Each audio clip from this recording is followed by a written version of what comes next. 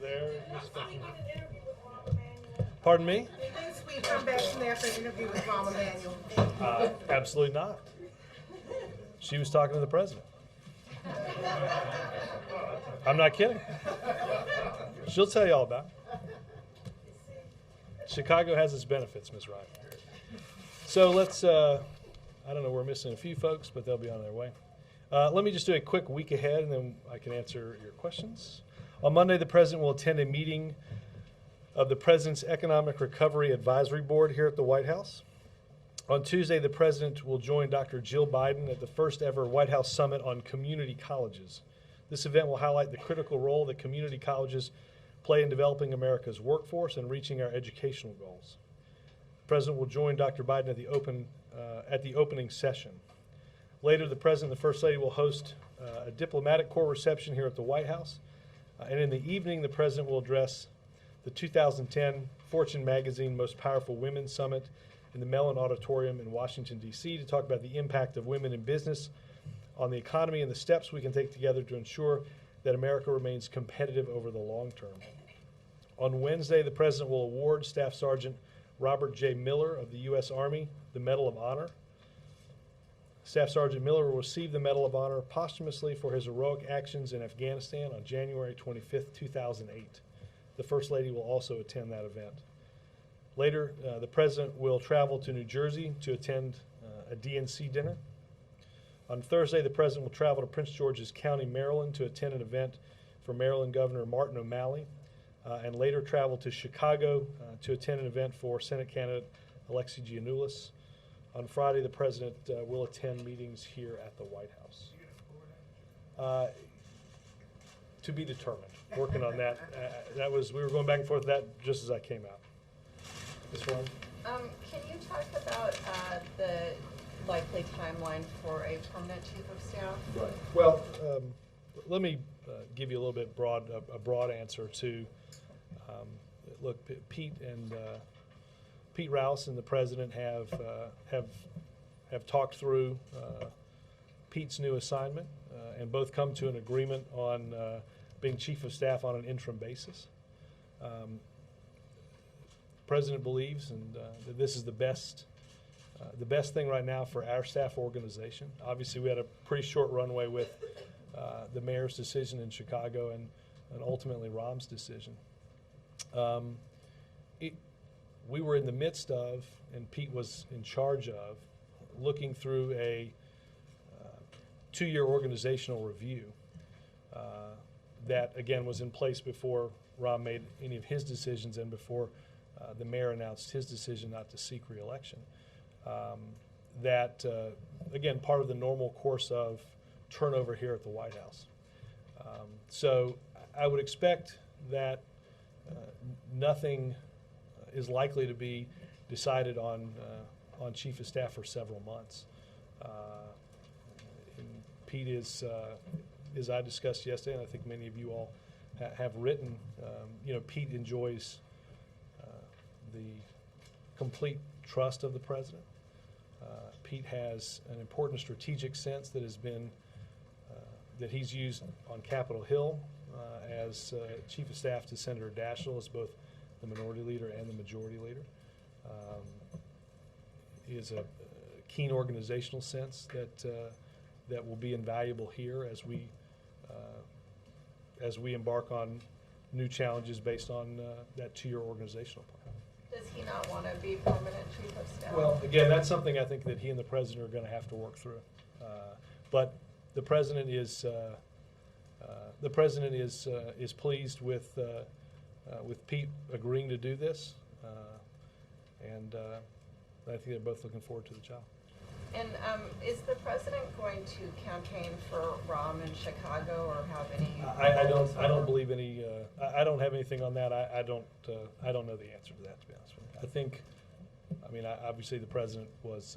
You've heard what the president said over the past several weeks, and what the president said today about Rahm and his next endeavors. Yes, sir. Will the president consider Pete Rouse as on a short list of candidates for permanent replacement? Absolutely. Does such a short list exist right now? Well, I look, Pete's again, as I mentioned, there's a reorganizational process that part of the natural process with turnover here that Pete's heading. But obviously, simply because Pete is the chief of staff, but only on an interim basis now, certainly does not preclude him being a permanent chief of staff at a later date. Okay, it's a completely different subject. Iraq, the main Shiite bloc in the Iraqi parliament has picked Maliki as their nominee for prime minister, which means he's on the way to controlling enough seats to form a new government. What's the administration's reaction to this development, which seems to open the way to a break in the deadlock in the forming of that government? And would there be a concern if there was not a Sunni representation? Well, look, obviously we are. This is a matter for a very young democracy to figure out. But as we were talking about this earlier today, and as somebody said, politics is breaking out in Iraq. This is what young democracies go through to form a government, a representative government of the people. So obviously we are helping and assisting in any way we can with this process. But these are decisions that have to be made by the Iraqis. Does the administration want to see, as it has said before, a broad-based Iraqi? Absolutely. Look, there's. I think a government that represents everybody is what is what everybody here is focused on. Yes, sir. Bin Laden has a new tape out. It's one in which he calls on Muslims to give charity to victims of the Pakistani floods. This new approach, this new kind of message that he's been putting out, comes at the same time that officials are worried about a Mumbai-style attack being plotted by Al-Qaeda. I was just wondering if you guys had any comment on the new tape, on any comment on his new propaganda effort. No, look, I don't have anything specifically on the tape. Obviously, our government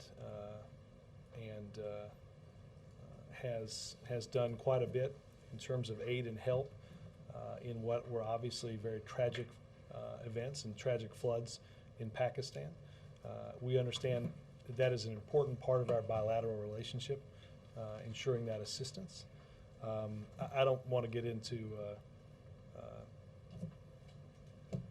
threats and what have you, except to say that obviously the president is updated and has been an active participant in meetings.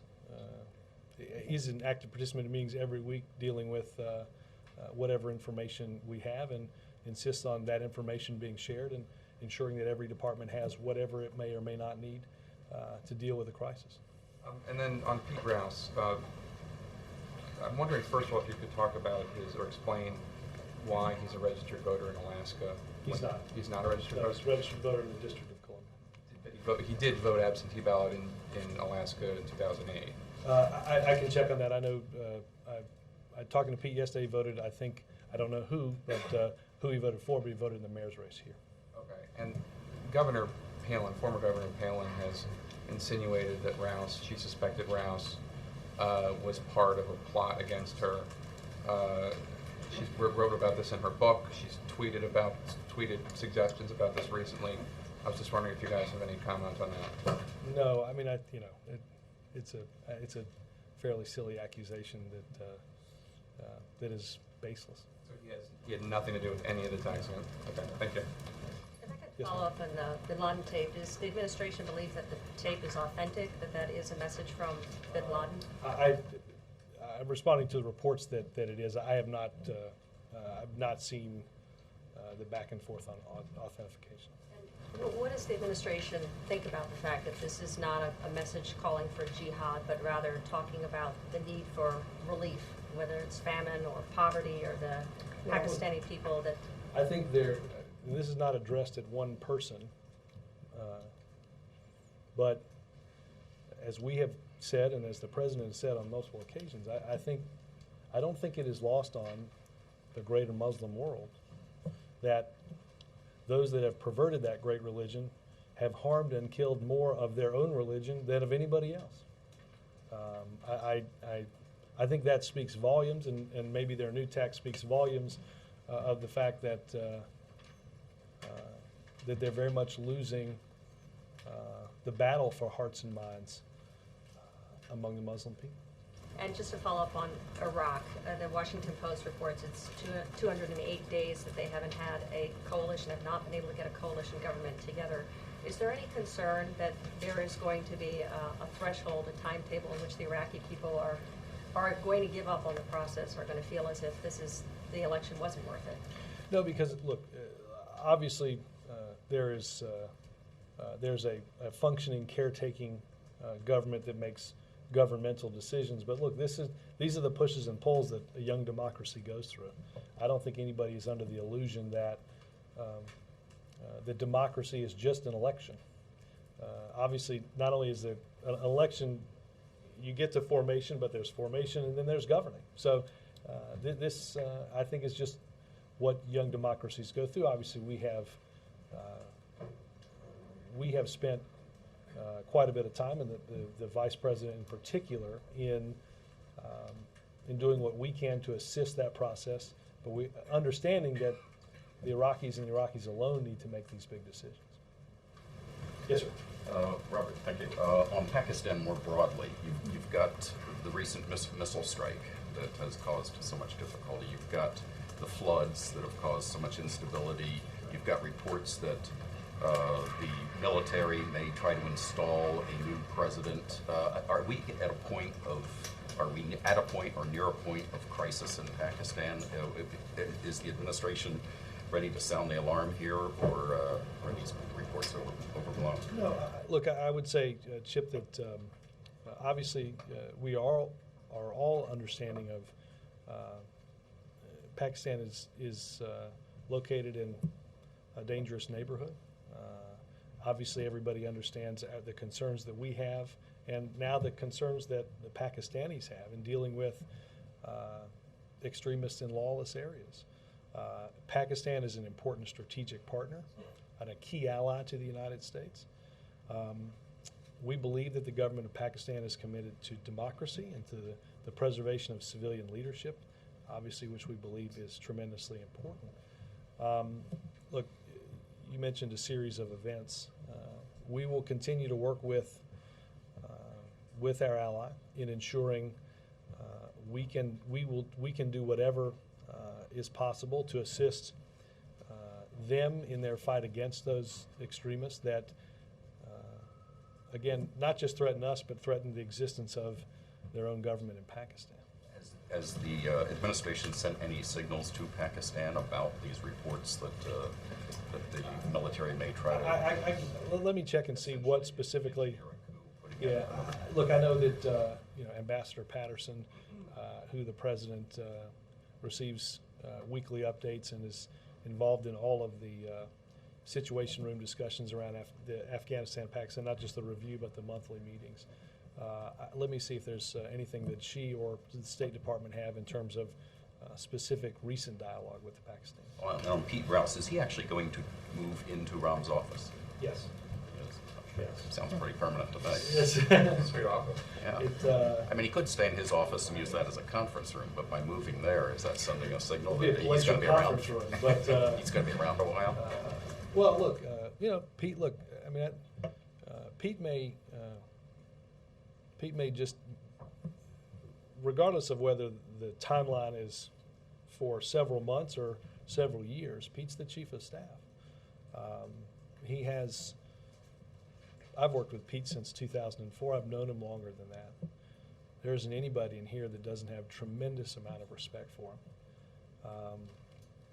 I think one of the great testaments to Pete, if I can share a little aside of who he is as a person, I went to see Pete right before this on a couple of questions I had, and there were younger staffers that wouldn't necessarily always be seated in the chief of staff's office. And that's not a knock on any chief of staff. It's a busy job. Pete prides himself on the mentoring of young staff. And I remember when Pete and I worked together in then Senator Obama's office in early 2005, there was a steady stream of these young staffers coming in and out of his office because he'd committed in a big Senate operation in Senator Daschle's office, who'd lost re-election, to do everything he could to find every kid that worked for him the next job.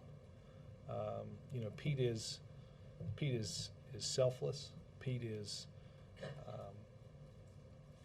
in everything I've ever dealt with him on, has always put the organization ahead of himself.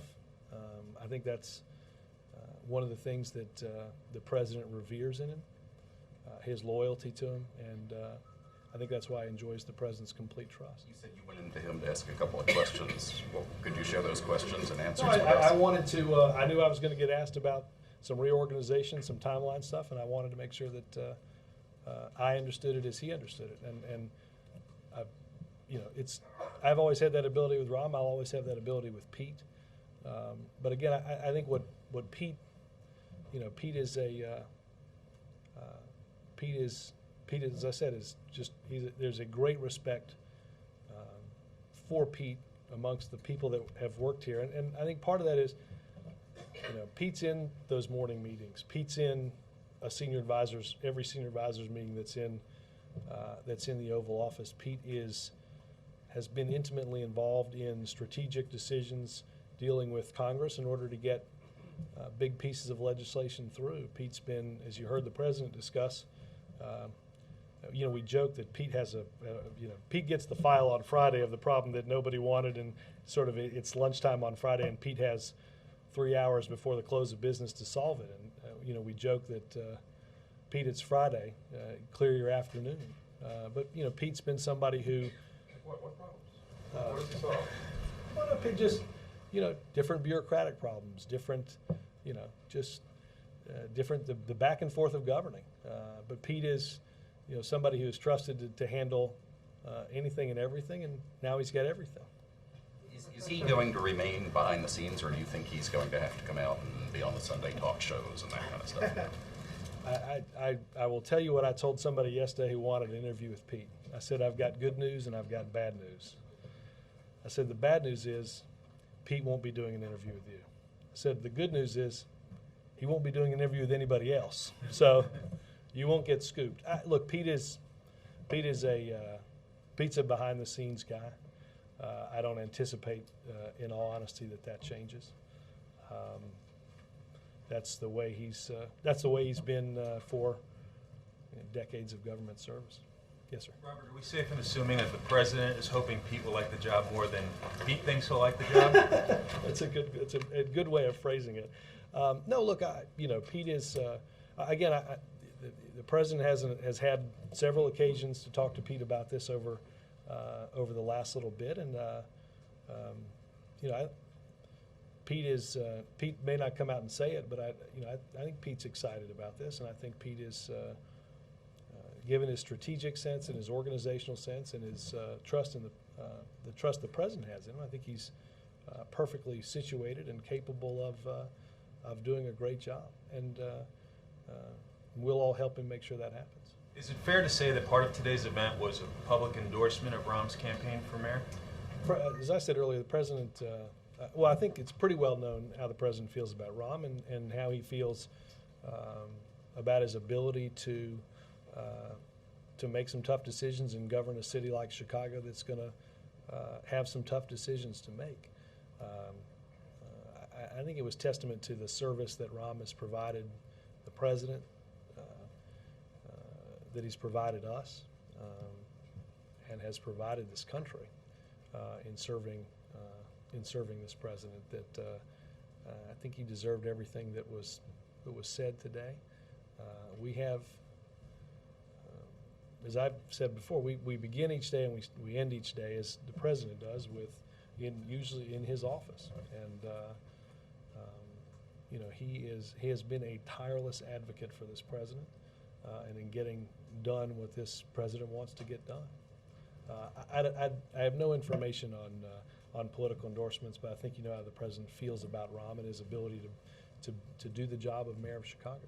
Any concern about alienating other longtime friends, supporters in Chicago who want that job as well? Well, I don't doubt there's a lot of people that have gotten dressed over the past several weeks and looked in the mirror and saw the mayor. Look, again, I think the president's words were fitting of the service that Rom has provided to him, to the staff, and to the country over a pretty tumultuous 20 months. Rahm gave up. I mean, Rahm did not come to this. Some of us were on. I mean, we were on the campaign, and the next thing we were likely to do was to come here. And Rahm wasn't on that track. Rahm had to give up and sacrifice a lot, as you heard the president discuss today, not just personally, but obviously what his family had to give up. And I think the president is remarkably grateful for that. Quick one on another topic. Sure. You've got a stimulus report coming out today for TV folks. Could you talk a little bit about what the report suggests to you and what you draw from it? Yeah, well, look, the report is going to discuss a couple of things. First and foremost, that, and the president was briefed on this at the Economic Daily Briefing yesterday, along with a report on AIG and TARP, and that is we've met the legal deadlines that are set out in the law, that Congress set out in the law. We met our own deadline for ensuring that the money that was appropriated was gotten into the economy. We're on track to create the jobs. We've said that, CBO's said that. We're going to discuss a little bit about the importance of what the Recovery Act has meant to increased economic growth, to job growth, and I think also two other things. One, that I think the number was 0.2% of their, if you look at the number of projects and the number of complaints, it's about 0.2%. I don't think that amount of funding has ever been spent with less complaint than what you're seeing, and I think there's a practical impact as well in what you're seeing that Republicans proposed in their pledge. It guarantees rolling back what is left to be spent in the Recovery Act, will stop important projects dead in their tracks, like clean energy projects. It will stop tax relief for 110 million Americans. And for folks that talk about not wanting to raise taxes, that's exactly what that pledge would do, and make some tough cuts in programs like education that we know are so incredibly vital for preparing the students of today for the jobs of tomorrow. Has stimulus been a success? And if so, why doesn't the American public seem to grasp that? The stimulus has been a success. It's created jobs. It's created economic growth. It has turned our economy from one, as you heard the president discuss today, in the close to slipping into the brink of another Great Depression, into one that is moving in the right direction. I think there's no doubt that people are and are right to be continually frustrated by the fact that our economic progress, though headed in the right direction, is not fast enough. And we'll continue to do what we can to strengthen that recovery. Yes, ma'am. When did Ron tell the president he's leaving? I believe, what's today, Friday? I believe he told them officially on Wednesday. I will say this: they have, this is Rom's next steps and his decision is something that obviously he and the president have talked about since the mayor surprised everybody, including the president and Rom, in making his announcement not to seek re-election.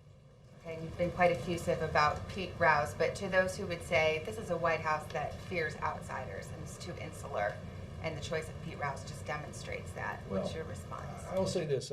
I think if you look, I don't know the exact date in which Mayor Daley said he wasn't running for re-election, but it's an awful short period of time to bring somebody in midstream to do that job. I think Pete will take over some functions that Rom has had, but Pete has had an overlapping functionability in the chief of staff's job for quite some time. I mean, to get to Rom's office, you walk into a set of offices where if you turn one direction, you end up in Rom's, and the other direction, you end up in Pete's. So I think I think Pete's well suited for that. There was a government study revealed today about human experiments done on Guatemalan citizens in the 1940s. Secretaries Clinton and Sebelius have apologized. Has the president been briefed? What's his reaction, and would he add his apology to that? The president has been briefed. Obviously, this is shocking. It's tragic. It's reprehensible. These are, I know there was a briefing call that was done on this out of the Department of State. This is, it's tragic, and the United States, by all means, apologizes to all those that were impacted by this. The president is slated to call the leader of Guatemala later today and personally express that apology. It happened in the 1940s, but does it hurt America now to have a story like this come out? Well, you know, obviously it's tragic. It has impacted many, but I think we have dealt with it in a way that you know, we were brought this information and acted on this information. I think the apology is one that is well deserved. Yes, sir. Could you tell us anything more about the meeting with the President's Economic Recovery Advisory Board on Monday? Is there any particular subject for that? I don't have that with me, Jonathan, but I will shoot it out to you as soon as I get back. I think I know where it is on my desk, but I don't have it with me. I believe they're going to be talking a little bit about some of what you'll hear on community colleges dealing with the challenge of creating a skilled workforce. And on the Janulius fundraiser, is the president going to say anything about this Green Party candidate who is getting something like 6 to 8% of the vote in Illinois? Is there anything that he can do about that? Well, I will find out the answer to either one of those. I don't know off the top of my head. Well, Robert, the president met yesterday with Democratic leaders. Does he think there's any point in calling Republican leaders here for a similar meeting? Well, I think the president was talking with, as you mentioned, Democratic leaders to talk about certainly the next few weeks as we head into an important election, but also what still remains on the calendar, and I mentioned some of that yesterday, that has to get done. I don't know if there's I don't have any meetings on a planning schedule with Republicans between now and then, but I don't doubt that there may well be meetings before we head into a session in mid-November. It sounds like there's a lot of bridge burning going on between the White House and Republican leaders. How so? Well, with the words President Obama uses in his fundraising speeches and his political speeches, denouncing the Republicans as obstructionists, holding back recovery, holding, issues hostage. Those are all things, Mark, that the Republicans have bragged about. I hope the president doesn't give it a bad name by mentioning what they've done. Mitch McConnell bragged about saying no. John Boehner helped a lobbyist author a pledge that would roll back the Recovery Act and raise people's taxes. It's the president's just. The president is in many ways reiterating exactly what Republicans have said themselves on the stump. They want to stop everything from happening. They want to roll back things like Wall Street reform. They want to roll back the protections that we've seen put into place as part of health care reform. I don't know that the president doesn't have the same message that Republicans have, and that is, they're bragging about slowing everything down, and we're mentioning that that's what they're doing. And they're drinking Slurpees. Mark, I'm going to find this Slurpee answer out. I know this one has lodged close to your heart, and I will. Like I said, I tried my best to get them off the tater tots. I get it. I got it now. I got to address Slurpees, and that might just brighten the president's day to go talk about that this afternoon. Anyway. Pete Rouse was charged with closing Guantanamo, and that's one area where the president has said the administration has fallen short. Why hasn't it been accomplished, and will he continue to focus on it? What's the latest? It was one of the projects that Pete was given. I think it was safe to say that there wasn't as strong a process around seeing that come to fruition as there needed to be, and that's generally the type of things that Pete fixes the best. Look, it is. We always knew this was going to be hard, and we have met resistance even among Republicans that, before the president decided that we would close it, actually supported closing it. But I'm not sure Pete will have this directly in his portfolio, given the fact that now Pete has a little bit in every portfolio. But Pete was brought in to create and ensure that we had a good process around that, and I think it's worked much better since. Is there a lot of regret about not being able to finish that task? Well, I don't. The door's not closed on finishing that task. That is, if you ask counterterrorism experts, if you ask our commanders in the field, they'll tell you that that Guantanamo Bay prison is a recruiting call that echoes around the world for extremism. It is used in recruiting new individuals to that effort, and the president remains committed to ensuring that they will soon not be able to do that. And counterterrorism officials say they believe Osama bin Laden was involved in this latest terror plot on European cities. Do you know anything about that? Again, I'm not anything that I'm going to discuss publicly. I think you said the president was briefed on TARP as well as the Yes. stimulus. Yes. I know that Secretary Geithner gave a speech to some Treasury employees a couple weeks ago about TARP and how history would view it compared to how it's viewed by the public today. What's the administration's thoughts on how TARP's going to? As I talked about yesterday, and I did not look at stock prices today, but if you take an AIG, converting into common shares of stock, selling that stock would net this government, as of yesterday morning, a $20 billion profit on its investment in AIG. Now, that is, I think it's, I'm not walking way out on a limb to say that was not the conventional wisdom.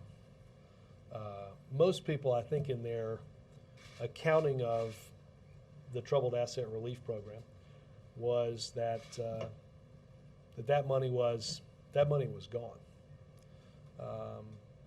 The briefing the president received reiterated that financial institutions, the investment made through TARP into financial institutions is likely to yield a profit, and that what we estimated TARP would cost last August, we're at roughly 1/10 of that cost today.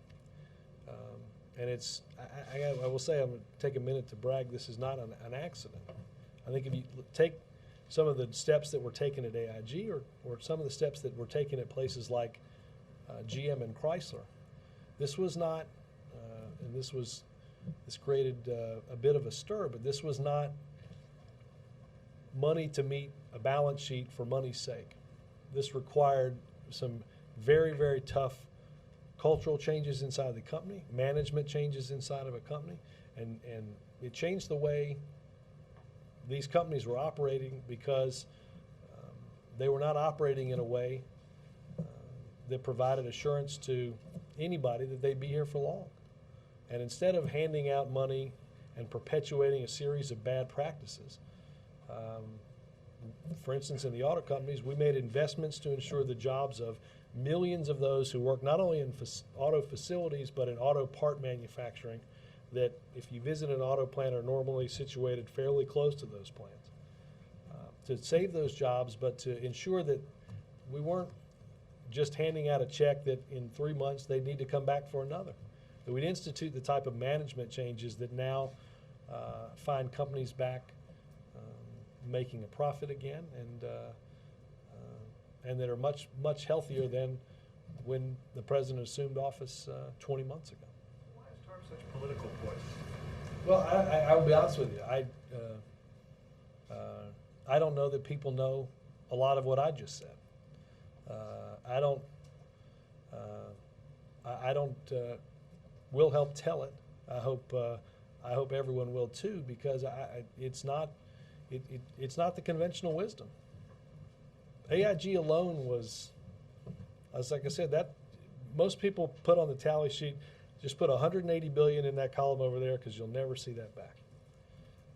Now we know again, it will take some time to sell the common stock. I don't want to say that this is something that's all going to get sold tomorrow. Obviously, it's a pretty big chunk of money, but I think we're likely to end that with a profit. I saw a release before I came out here on shares of Citigroup that netted a profit. And that's because we've taken important steps to ensure the management changes, but also to create an economy where companies like that can function and make a profit. Yep. So that AIG and Citigroup are doing well, does that suggest that they would have done well anyway, and that they didn't need necessarily to be bailed out? Well, let's understand with GM and Chrysler, without government help, you'd go see a new GM and a Chrysler somewhere in the Smithsonian. AIG, again, was a very successful insurance company that somebody had the bright idea of attaching a hedge fund on top of, which turned out to be a $180 billion bad decision. So I do not think that left completely to their own devices, these companies would have necessarily seen a turnaround. I think there's some important management decisions that we impacted because of that investment. And because of that, we see companies that are moving in the right direction. You see taxpayers that will recoup their money and then some. I think that's an important story for everybody to understand. Yes, ma'am. Could you just, going back to Rouse a little bit, could you talk a little bit about how you see the White House changing with Rouse in place in terms of strategy or culture or atmosphere? Well, look, I think as the president mentioned, there's no doubt there's a personality difference in Pete and Rob. That's the understatement of the day. That having been said, look, again, Pete's been very involved in this organization with this president since late 2004. Pete was, I remember having dinner with Pete and the then Senator-elect Obama, and the president said, there's 2 lists for chief of staff in my Senate office. You're the only name on one list, and there's a bunch of names on the second list. Pete has been an important part of this for more than 6 years. He's been involved in a lot. That's almost everything that's happened here: the strategic, the tactical. So I think in many ways you'll see important continuity over the next several months, which is important to the functioning of how this place works. Yes. Another Rouse question, Robert.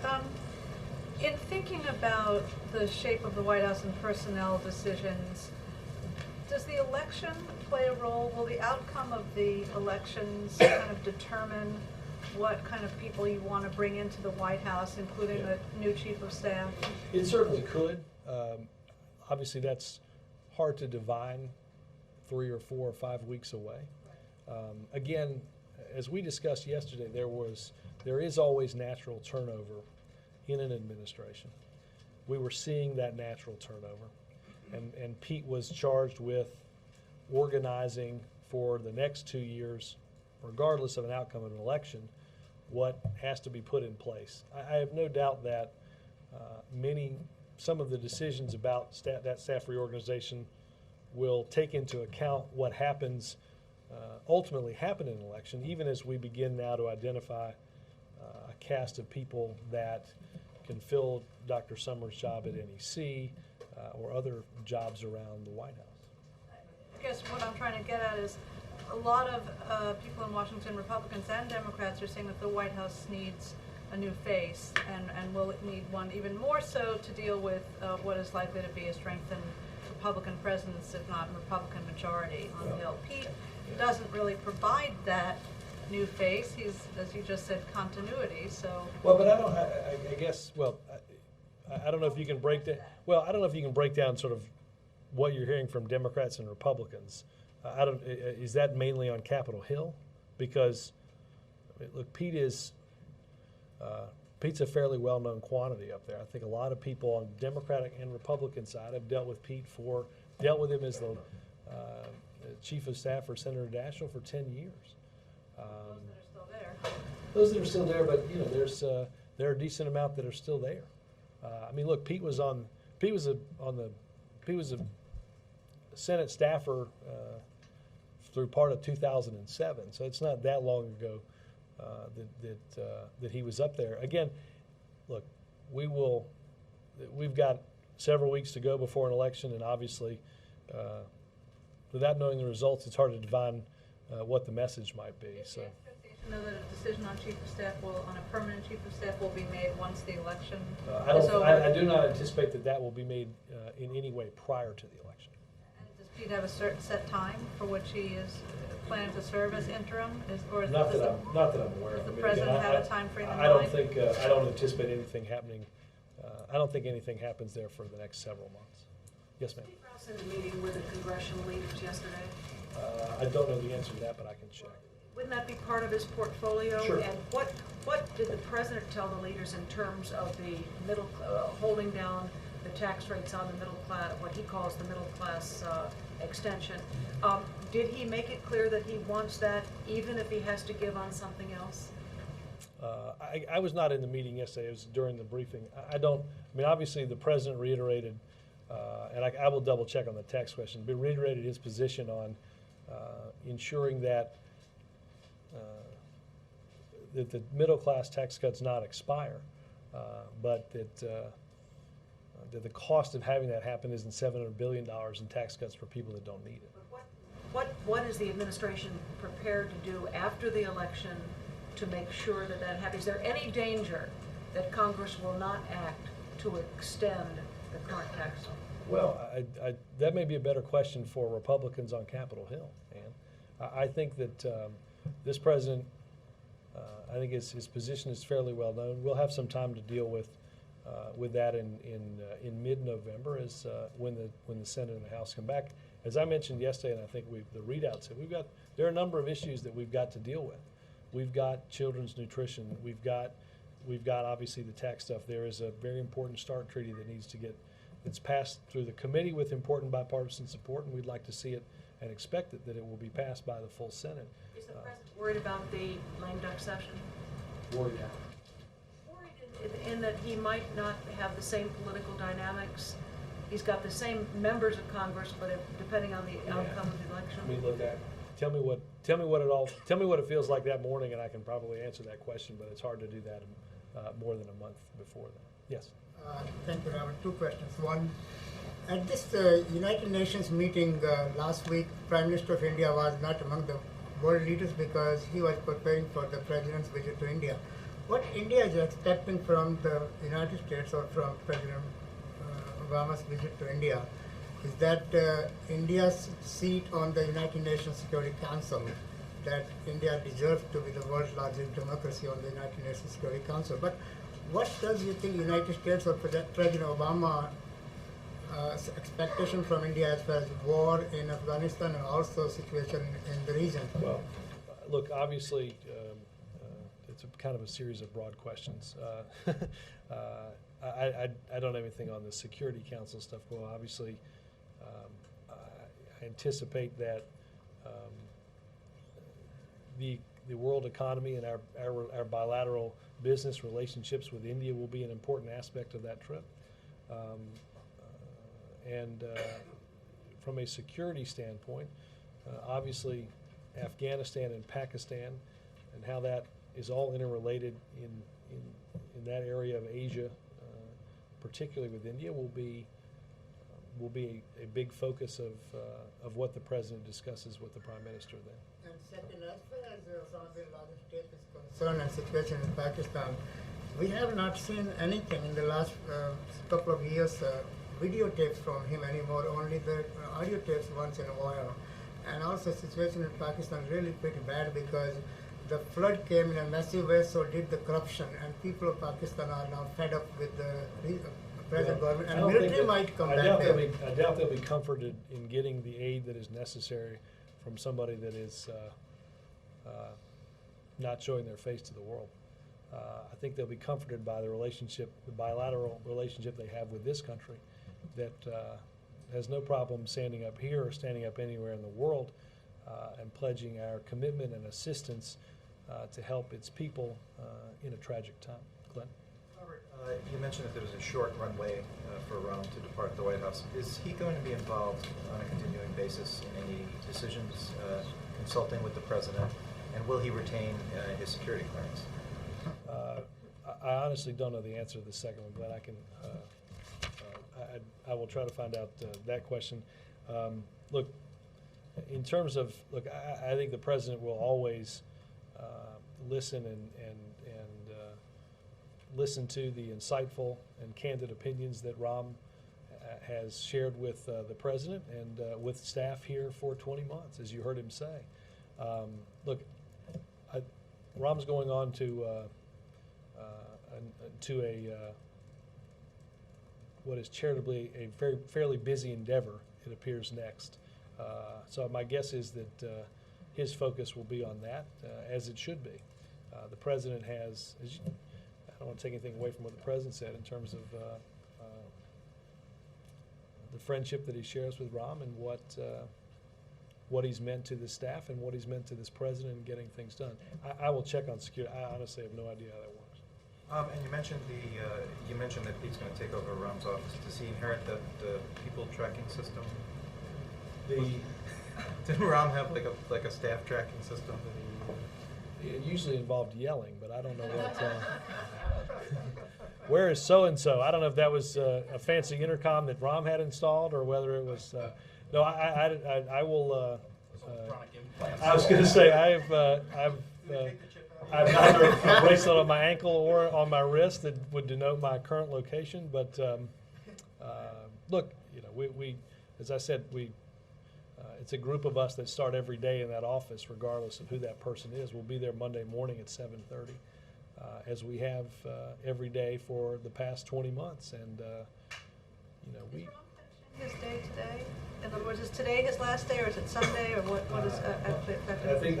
I believe today's his last day, and I think there'll be some a little celebration for him later today, up in the residence, and before he goes. The fish was Austin's idea. It was it stunk, but it was quite a funny way to. For two people from Chicago to say goodbye. Where is it now? It's the special at the moment.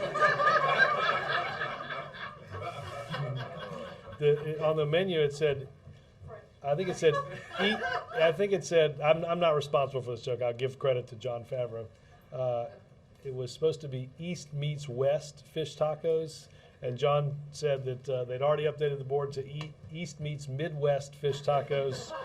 $10.95. I have not eaten yet, and it will not be the fish tacos. Go ahead.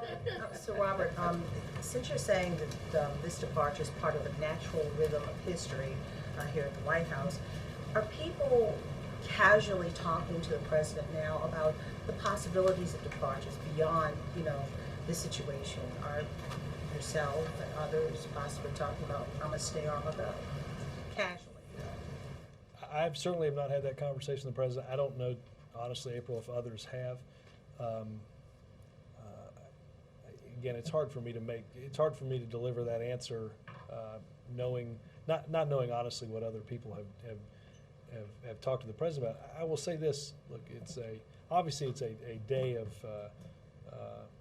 kind of extraordinary staff changes anytime a chief of staff comes and goes, but the to-do list that we have today, that we have Saturday and Sunday, will be largely the same that we have on Monday. So in many ways, I don't see operationally a lot changing. We don't, we have the same series of challenges and that are before us. Well, in other administrations, they would send out a message. Now is the time, if you're ready to leave, Pete, to make your decisions known.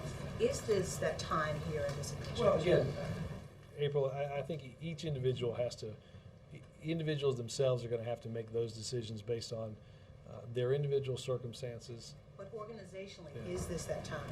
Well, I think naturally it is. I have not seen or heard a broader call for making a decision. Look, I don't think honestly you need an email or what to understand that there, as I've characterized it, I think there's a very natural cycle to this, and 2 years is in many ways a breaking point in that cycle. And also, following up from my question to you yesterday, I asked about the protests this weekend, and I know that civil rights leaders have been talking. I know that civil rights leaders have been talking to people here at the White House, staffers here at the White House, about the event this weekend. And you addressed the issue of the economy, but you never specifically addressed the protest itself. Could you talk to me about the protest? Well, look, I don't honestly know that that's going to broadly, April, change my answer from yesterday. I think we have gone through the most tumultuous economic time for virtually everybody in this country. Historic depths of job loss, of economic retraction. It is important to note that we are heading now in a different direction. We are making progress. The economy is strengthening. Is it strengthening as fast as we would like it to? Of course not. But at the same time, we weren't under the misimpression that somehow taking a job loss from adding the job loss and recessions in 1981, 1991, and 2001 was somehow going to be easy, since if neither of those three was easy to get out of, how would adding all of them together be easy to get out of? It's going to take some time. The economy has gone through some very deep and fundamental shifts. We have seen not just job loss, but housing crisis, a financial stability crisis, all happened simultaneously. That is, I've described it, and I think many others have, as in very ways a perfect storm of economic disaster. The perfect storm is being led, but the perfect storm is being led by people who are friendly with this administration, civil rights leaders that the president talks to, Black community leaders who will be marching in this demonstration. And they're marching not just about this issue, but they're marching about education, justice, and jobs. And they're also talking about Capitol Hill. But what do you specifically say about that? Your allies are marching for something that you guys are not putting out yet. Well, April, I will take our record on any of the topics that you just mentioned over the past 20 months and compare them to the 20 months before that, and feel very comfortable with that comparison. We lost more than 8.5 million jobs. That wasn't going to get fixed overnight. It's not going to get fixed over a lot of nights. It's going to take a long time. If it was a simple problem, it would have been solved before we got here. It wasn't. When we got here, things were going drastically in the wrong direction. The president made some important steps, some courageous steps to turn that around. It's going to take some time.